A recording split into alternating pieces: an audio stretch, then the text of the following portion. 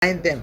They just put that for us to see, and then we look at each other with suspicion so that we are not able to work together. It's a patriarchal agenda. When people say women suffer from pull her down syndrome, they make it look as if men support men all the time. Look at how many men were contesting.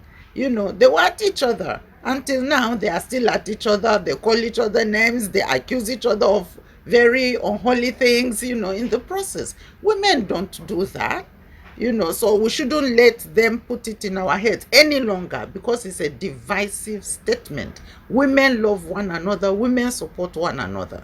We can disagree just like the men do, and it is okay. We shouldn't be meant to believe that we must always agree on everything at all times.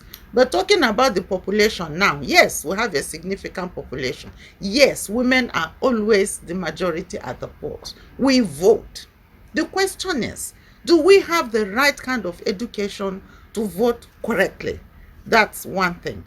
Are we also capable of self-determination to make choices by ourselves and stand by them without invisible power behind us pushing us towards a direction? Like, what is the family expecting of us? What are the husbands expecting of us? Imagine, like, my personal example, when my mother realized that I was aspiring for presidency, she said, "Oh, your senior brother, oh, he's in PDP. So why are you going to contest with him?" I said, "Mama, he didn't say he wants to be president." I said that. She feels I should queue behind my senior brother. Number one, but is a man, then two, he's your elder. So you should stay behind. He's now the father of the family. So we need to be conscious of all of these nuances that dictate to women how they channel their political agency.